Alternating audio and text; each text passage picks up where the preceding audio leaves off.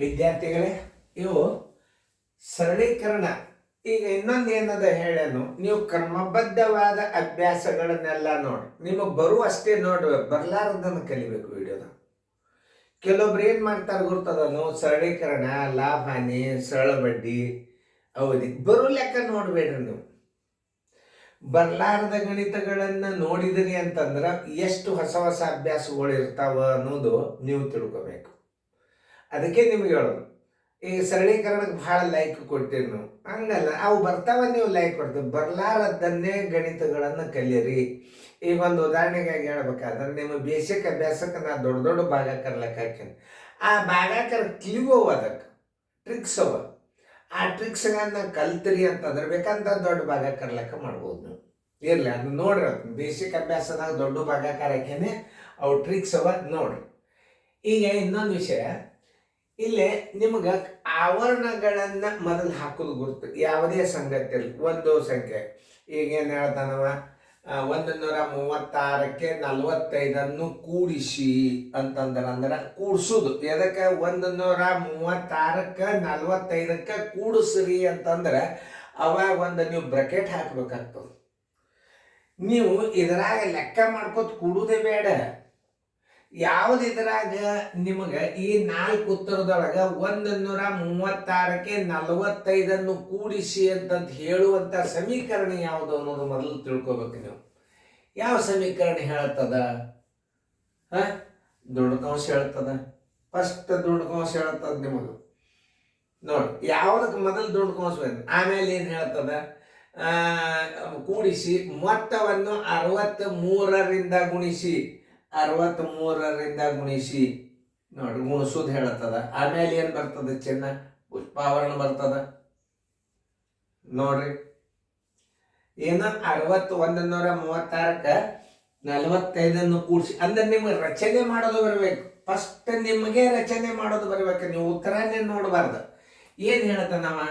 136ಕ್ಕೆ 45 ಕೂಡಿಸಿ ಅಂದ್ರೆ ಇದಕ್ಕೆ ನೀವು ದುಂಡಕಾಂಶ ಹಾಕ್ಬೇಕು ಕಡ್ಡಾಯವಾಗಿ. ಫಸ್ಟ್ ಅತಿ ಮೊದಲು ಮಾಡಬೇಕಾದದ್ದು ದುಂಡಕಾಂಶ.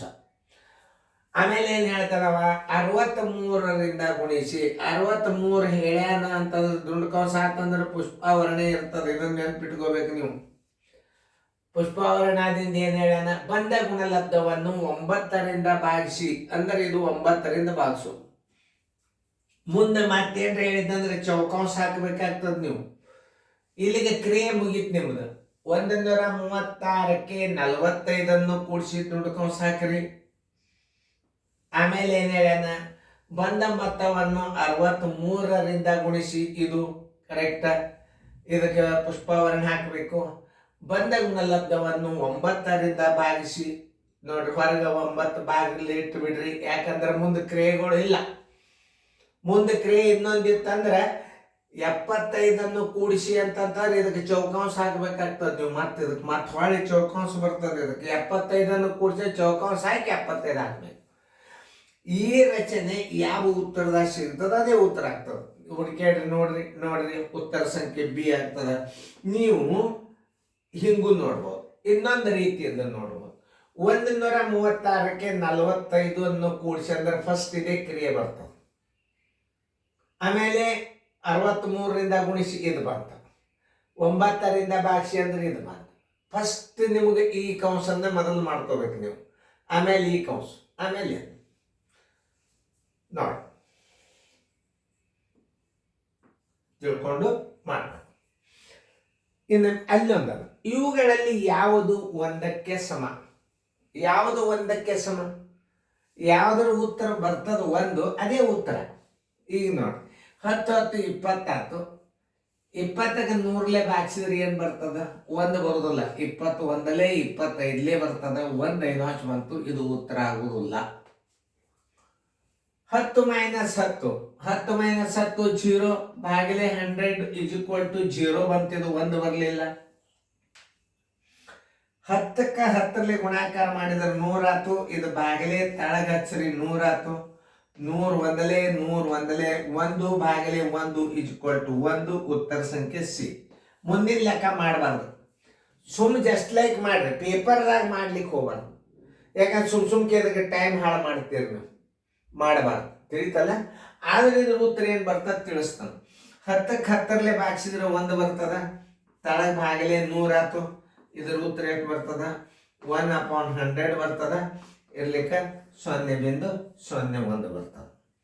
ಅಂದ್ರೆ ಉತ್ತರ ಯಾವ್ದಾಯ್ತು?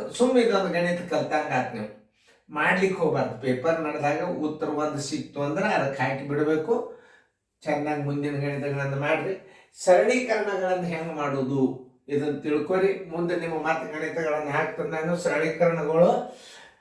ಇನ್ನೊಂದು, ಈ ಅನುಕ್ರಮ ನಂಬರ್ ಆದಿಂದ ನಿಮಗೆ ನಾಳೆ ವೆಕೇಶನ್ಗೆ ಅನುಕೂಲ ಆಗಂತ ಅನುಕ್ರಮ ನಂಬರ್ವನ್ನೇ ನಾ ರೆಕಾರ್ಡಿಂಗ್ ಮಾಡ್ತೀನಿ.